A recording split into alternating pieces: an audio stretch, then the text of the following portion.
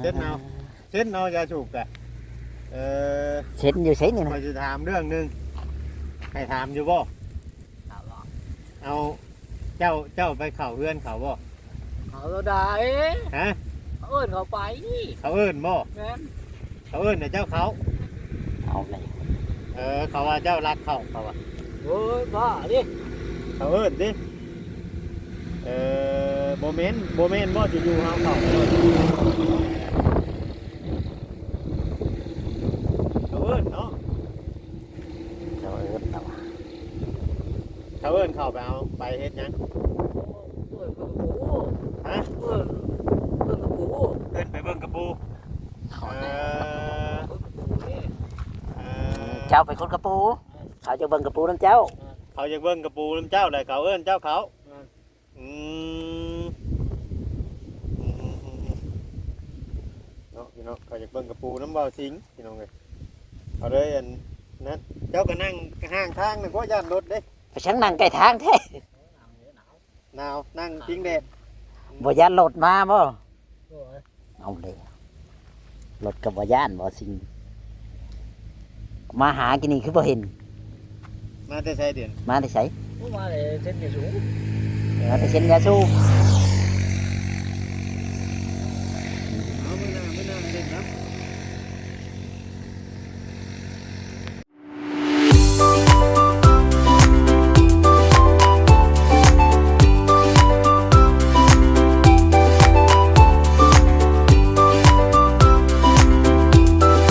เธอพี่น้อง เป็ดน้อยเป็ดเนาะนี่ ฮะ ขังไว้แบบนี้เลย เป็ดมันมีเป็ดน้อยบ่ คอกมัน เป็ เด้ ดุมัน อ๋อลูกน้อยเนาะ โอ้ยามหนาวอ่ะต้องเห็ดแบบนี้กกไว้ก่อนให้มันแข็งแห้งได้จังปล่อย เตือนว่าสิ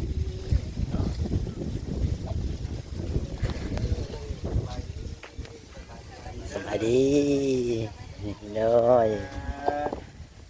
ลมหนาวแท้นี่เนาะเย็นจ่อยเนาะข้าวมาเลยมีข้าวนั่นได้จังว่าเอาเป็นจังไหนคิดว่าเป็นจังไหนคือได้ยินข่าวว่าบ่สิงบ่คิดว่าบ่สิงบ่หรือว่าจังไหนเห็นเนาะบ่หรือว่าจังไหน เพิ่นน้องฝากเพิ่นเบิ่งให้ก่อนที่ลงไปแล้วต้องไปหาเพราะว่าเพิ่นว่าเพิ่นสิเข้าในบ้านเด้อเฒ่าเด้อว่าเขาเบิ่งเฟซก่อนเจ้าสองเบิ่งให้ในเด้อว่าได้โทรมาบอกน้องคนเขาเพื่อนจะได้เฒ่าเอ้ยเพิ่นว่าเข้ามาในเด้อเพิ่นว่า แต่ว่าบ่ได้ถ่ายคลิปไว้บ่ได้อีหยัง ทันเพิ่นว่าเห็นแต่ตอนปีนออกทางนี้เพิ่นก็ย่างเข้าป่าเพิ่นว่า เพื่อนนี่เจ้าบ่ได้ล็อกบ่ ล็อกน้องล็อกประตูนั่นน้องก็ล็อก อ๋อหันแต่ว่าเพิ่นปีนทั่วเข้ามา ประตูนั่นน้องก็ล็อกยังบ่ทันครับ เพราะอาจจะมีคนเห็นก่อนเนาะ โดยกับน้องมีหมาอยู่นี่เด้หมาแม่แดงเพิ่นอยู่นี่เพิ่นบ่ได้เข้ามานํกับลูกเพิ่นน่ะสิเฮา บ่ได้มีหยังเหี้ยบ่ ก็บ่ก็กวดบ่แล้วก็คือว่าบ่มีหยังเฮีย เราไปใช้ก็ น้องเข้ามื้อในบ้านมื้อเอาเป็ดก็ละเมื่อเบิ่งพื้นเบิ่งรั้วหั่นแหละก็ผักเฮิงแล้วว่าจะออกเมื่อเผาทาน แต่ว่ามันฮอดคิวเฮาน่ะบ่ ก็ ไม่ แล้วแต่ แค่แต่ไผเจ็บบ่ โดย โอ้ ก็แล้วแต่ความพร้อมของเฮาก็เมื่อเบิ่งก็ยังบ่มีดอกพื้นก็เลยว่าย้ายเป็ดน้อยมาว่าเฮ็ดคอกเป็ดว่าก็โดนแน่ถ้าเพิ่นเลิกเวียกได้ลงเฮ็ดนะก็โดนนะ ว่าคือยังบ่ได้มีหยังเสีย โดยยังบ่มีหยังเฮียน้องปวดเพิ่นก็ เนาะ ก็ยังงงอยู่ว่าเพิ่นเข้ามายังเนาะก็คิดอยู่ เดี๋ยวเราเข้ามาสองน้ำในบ่หรือว่าจังไดเนาะ เข้าอยู่บ่ห้องน้ำแต่เก่าคือเห็นเคยเข้าห้องน้ำเชื่อ ย่านไว้เนาะ ประตูตัวนี้ก็ล็อกเนาะวันนี้ปีนถามหัวเข้ามาบ่ ปิ้นขอบตะหนางหักลงน้องไปงัดขึ้นไปดีขึ้นกระโดดในนี่ลูกเพิ่นผู้เห็นถัด เล็กน้อยนะ โดนเราเห็นแล้วเราเอิ้นใส่แม่เล่าเรามาก็ท้องมีเรามาพอเห็นคนเขาเงินเจ้าแล้วแบกกระสอบไปแล้วทิมกระสอบออกแล้วเราห้อยหัวเราตกลงในกระสอบแล้วก็จับกระสอบแล่นเลยเพิ่นว่าวันนี้ก็เฒ่าแม่เพิ่นก็ย่างมาข่อยว่าสิถ่ายรูปไว้ให้เจ้าเบิ่งข่อยถ่ายบ่ทันเพิ่นว่าเพิ่น นโดดออกแต่หัวแล้วเพิ่นกัดแล่นเข้าป่าเลยว่ะขอยก็เบิ่งแล้วเฒ่าว่าคือยังว่าบ่ทันมีหยังเฮียว่ะ เป็นแบบนี้มันก็บ่ปลอดภัยในเรื่องของแล้วก็มามีคนที่จ้องเขามาอยู่แถวนี้เนาะ น้องก็บ่คิดว่าเพิ่นสิเข้ามาก็มาอยู่หลายมื้อก็ตั้งแต่มื้อทำอิฐเพิ่นได้เพิ่นเข้ามาเบิ่งน้องเสียยาแต่หันมาเพิ่นก็บ่ได้แวะเลยหั่นน่ะ เข้ามาตะกี้นั่นเจ้าถามเราเว้าหยังอยู่ว่าเข้ามายังเจ้าถามอยู่บ่ โดยเข้ามาเทื่อที่1นะน้องถามไปจังไดมาจังไดว่ะมาขอน้ำกินแล้วว่ะน้องก็เลยว่าเอารถว่ากดเอารถว่ะ ระบบอยู่นี่บ่ โดยเข้ามาอีกเทื่อที่2มื้อต่อมาน้องก็ว่าอ้ายเข้ามายังอ้ายอยากได้ยังบ่บ่ได้อยากได้ยังเราว่ะเอาว่าแบบนี้แล้วก็แต่หันมาแล้วก็บ่เห็นเพิ่นเข้ามาหั่นนะ ก็เริ่มเข้ามื้อนี้เนาะ โดยก็คือแปลกใจแบบคนอยู่แล้วคือบ่เข้ามาว่าบางคนบ่อยู่แล้วก็คือเข้ามาน้องก็ว่า ทางเรานี่สินอนอยู่บนเก่าหั่นแน่เนาะ โดยก็เห็นอยู่กายออกไปก็เห็นเพิ่นอยู่ก็น้องก็ได้ห้องถามไทยเพิ่นอยู่คือมื้อนั้นน้องไปเลาะหามาน้อยแล้วก็ว่าเจ้าหายังหามาน้อยแล้วว่าคันข่อยเห็นก็สิบอกเจ้าเด้อแล้วอ่ะโดยน้องก็ว่า เนาะหรือว่าจังไงบ่พี่น้องเอ้ยหรือว่าคิดจวดว่ามันมีแนวคิดอยากไล่ก็คิดว่าของตัวเองยังอยู่นี่บ่เนาะ โดย แต่ก็เลยเข้ามาบ่คือแนวไร โดยก็หลายความคิดเนาะน้องก็ยังคิดเพิ่นสิมาเอายังว่าคือว่าเสียงของก็บ่ได้เฮีย ดีแล้วฉันที่แรกเราค่อยคิดว่างัดประตูเพื่อนประตูชาติได้เข้าไปมีเครื่องของเสียแน่ เห็น ได้เข้ามาเนาะ โดยเพราะว่าทางนั้นเพิ่นเฮ็ดก้อนน้องได้ฝากทางนำทางนั้นไว้ เพราะคำว่าคือตะกี้นะเพิ่นยังบ่รู้ตัวนี้เป็นไฮนานี่ยันบ่เห็น มันเป็นป่าเนาะ มันหกได้นำ เป็นป่า ป่า เป็น อันนี้มันแปลนมาแล้ว มันเป็นนะโอ้ยพี่น้องเอ้ยเนาะ เพิ่นก็เว้าหยอกน้องว่าบ่เป็นแล้วสิกลับมาอู้เป็ดจ้าบ่เพิ่นว่า รู้ชามาพี่แล้วเนาะ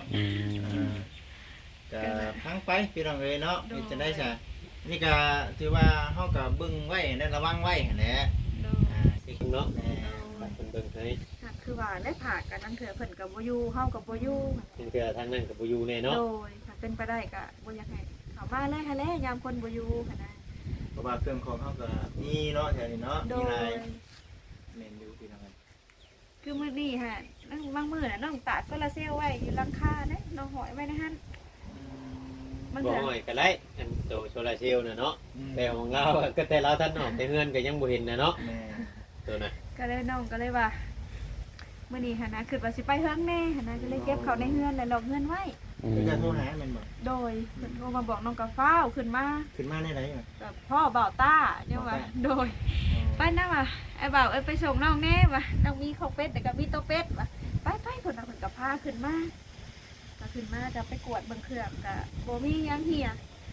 เพิ่นก็ย่างขึ้นมาเว้าสู่ฟังก็เบิ่งแล้วเฒ่าคือว่าบ่มีหยังเฮียว่ะหรือว่าเพิ่นผ่านมาเพิ่นบ่อยากย่างลัดทางพุ่นบ่ว่าย่านว่าเพิ่นปีนทางนี้แล้วปีนออกทางนั้นว่ะแล้วก็เว้ากับเพิ่น อยากมาแต่พุ่นบ่ โดย ว่าบินอยู่บ่ เอ๊ะเนาะ ยันว่าเพิ่นบ่อยากย่างไปทางนั้นนะยันว่าปีนเข้ามาแล้วออกนี้ เนาะ เนาะอันนี้ก็มีหลายปัจจัยพี่น้องเนาะมาเฮาก็ยังบ่ได้กำลังตีว่าเราเข้ามารักเด้อพี่น้องเด้อเนาะจริงแต่ว่าเราเข้ามาอยู่นี้เนาะ เข้ามาเห็นเราเข้ามาแต่บ่ฮู้ว่าเพิ่นเข้ามายัง แต่ว่าปัจจุบันนี้ยังบ่มีหยังเสียหาย โด เนาะ ย คือว่าแหละพี่น้องเห็นบ่เฮาก็ระแวงอยู่นั่นแหละผู้เป็นเจ้าของบ้านเนาะมันบ่แม่นเจ้านั่นเด้เฮาเข้ามามันก็คนอื่นก็สิคิดว่าแนวใดหั่นนะ เวลาเขาเข้ามาเป็นนี่นะเนาะ ดังเถื่อเพิ่นเข้ามาผัดมีซะเครื่องของเสียดังเถื่อผัดบ่แม่นเราเอาเราเป็นคนเข้ามาเฮาก็สิขึ้นไปเนาะ ธรรมชาติเสียแล้ว โด เนาะ ย แม่ แม่ ก็สิว่าลาวหั่นแหละมีแต่ลาวหั่นแหละเข้ามาผัดสิมี เห็นบ่ชิงกันแล้วว่าซั่นน่ะนะพี่น้องเอ้ยเห็นบ่ชิงกันแล้วเข้ามาบัดที่เราบ่ได้เอาเนาะ แม่น คนอื่นเอาผัดเว้าเราหั่นนะ น้องประทาก็มาอยู่กันยังบ่ฮู้เนาะว่ามีไผแน่ผ่านไปผ่านมาหั่นน่ะ แมน ประสบแล้วเขามาผัดเฮียซะผัดว่าอ้าวเห็นแต่เบาซิงอันแรกเขาเฮือนเจ้าผัดว่า เอาอีกแล้วติ โดย ทั้งดีก็บ่อยากให้เข้าปานใดแล้วเนาะ โดย เพราะว่ามัน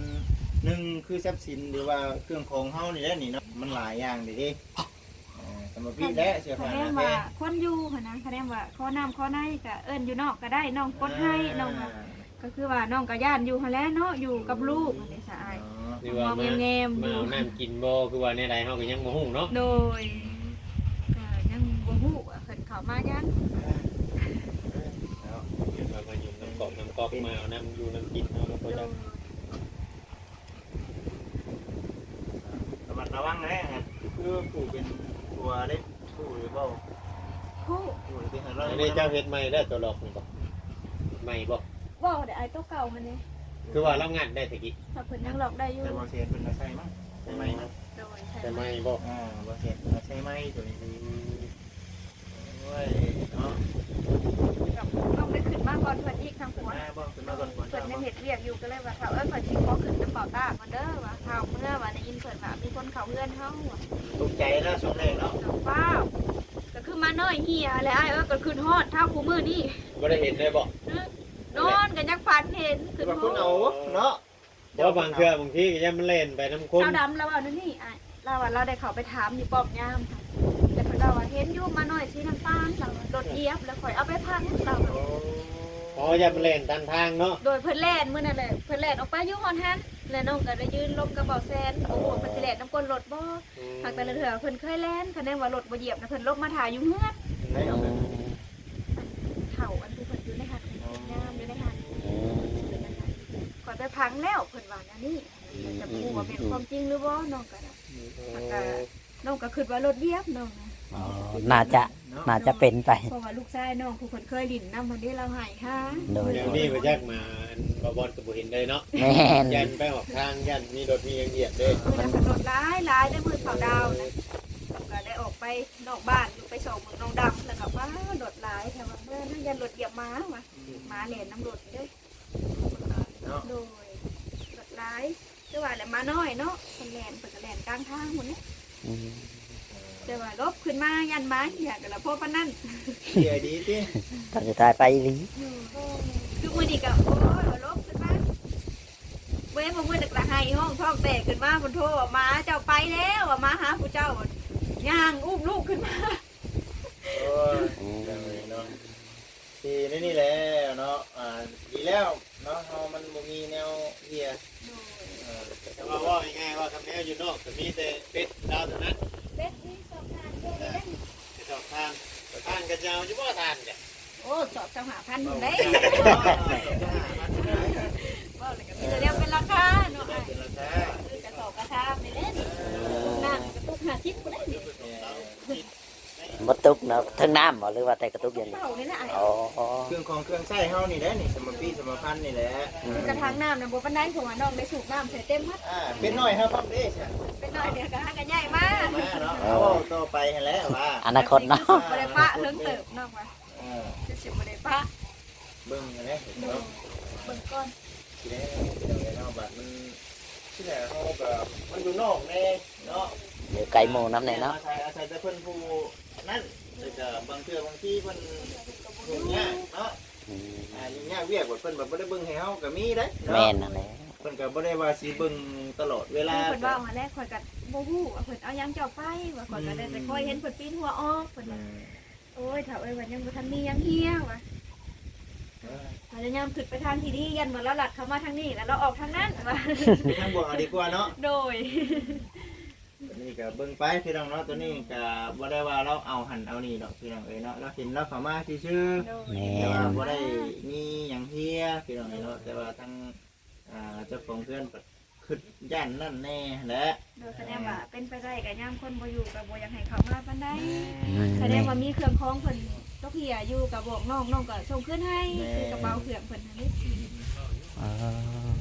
อันใดเนาะอันใดที่ว่าเป็นของเจ้าเฮาก็เก็บไว้อยู่เด้เฮาบ่ได้ถิ่ม โด เนาะ ยแสดงว่าเจ้าอยากได้คือน้ำในบ่เจ้ามาขอบ่ก็เอิ้นอยู่นอกก็ได้น้องก็กดเขาให้ก็เป็นไปได้ก็คือว่าบ่ได้ให้เขามาเป็นได้ญาติ เฮ้ยเด้อ แต่หลายกรณีเนาะเฮาอยู่บ่มองแง่ๆก็เป็นซะเวลาเถื่อแบบสมมุติมานั่งร่วมกันแบบพัวมาพ่อซะผัดอ้าวดูทางกันบ่ผัดว่าอันนี้หลายกรณีเนาะญาติแม่ก้อนนั่นแหละอ้ายเอ้ย เพราะว่าเฮาอยู่คนหนึงคนเดียวเนาะ โดย เฮ้ยพี่น้องเอ้ยเนาะเอาดีแล้วฉันเนาะบ่มีหยังต้องเสียหายก็ถือว่าเป็นเราระวังเพิ่มเติมขึ้นอีกเนาะ แม่น เอาระวังอีก เราเบิ่งเฮือนเพิ่นกันพี่น้องเลย เป็นจักโตได้นี่ นี่แหละเฮือนชานบ้านแป้นเพิ่นค่ะเพิ่นยัดของหายบ่สิงเข้ามาเฮือนเพิ่นพี่น้องเนาะจอยกับฮู้ดอกบ่สิงแล้วเข้ามายังทางเฮือนสาวทองมีของก็บ่ได้เสียหายดอกพี่น้องเนาะเพิ่นเข้ามาแบบอันนั้นอะไรพี่น้องบ่ฮู้ว่าเพิ่นเข้ามาเฮ็ดหยังหั่นนะเพราะว่าก็ยันของตรงเฮียเสียหายถึงบ่แม่นเพิ่นก็เป็นคนอื่นก็เพิ่นสิเป็นแพ้รับอันนั้นอีกเนาะก็บ่อยากให้เพิ่นเข้ามาบ่ฮู้ว่าสิบอกในใดเนาะพี่น้องนี่แหละพี่น้องตรงเฮือนเราก็กวางควงแปลนพี่น้องเนาะ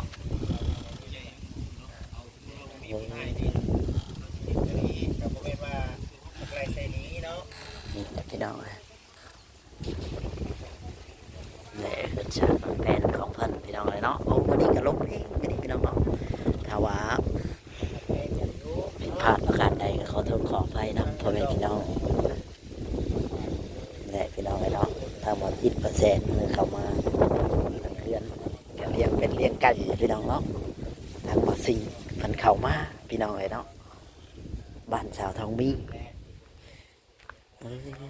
ต้นมะม่วงเพิ่นก็มากดอกแล้วพี่น้องดอกเป็นจุ่มเป็นงูนจ้ะต้นน้อยๆก็ดอก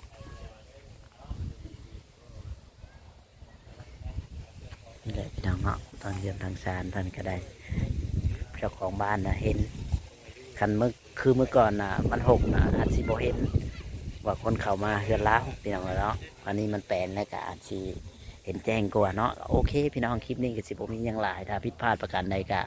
ขอโทษขออภัยนำเด้อแม่ๆ FC เนาะสวัสดีแหละสบายดีสบายดีเอาสาวดำนอนแบบนี้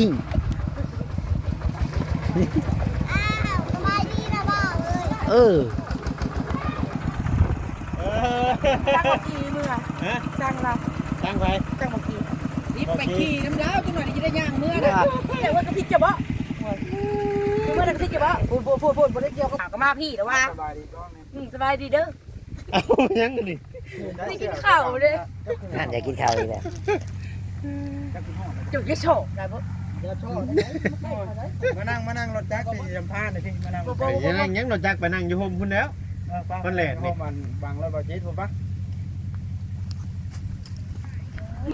จะย่างเองให้บอกว่ามาชมแล้วแต่แล้วจะกระโดดอย่าง ไปย่อมไปไฟเมื่อชงนี่บ้าน ขี่เงินมา ยืนเมื่อพี่ย่าเยื่อยได้ฮะเนาะเยื่อยเมื่อชงมาจักฮะ ฉันเลยทำประจำไม่ชมไหม มานั่งรถมันสิทายนะ ไปบ่ได้นะ กลับเลย ครับแล้วเอาเรียกแม่ โอ้ย ไปกลับก็ได้บ่เวียนเด้อ ครับเพื่อนกันนะ กลับคือกันแล้ว เอาเยี่ยมไปส่งเขา โว้เราบดแล้ว จ้าไปส่งเขาดิ เรารถไงเรา บอ ไว้ สไปส่งนะ เออเออ ขายยุทธ รถไถกลับไปส่งเลยบ่เวียงช้อนไปส่งนะ บ่เอามันไก่เอาทางไก่จีเด่น ไม่จะอย่างเมื่อดอก จีทำกัน จำกัน มันโค้งรถได้มัน มันเป็นเขาแต่งใหม่เนาะ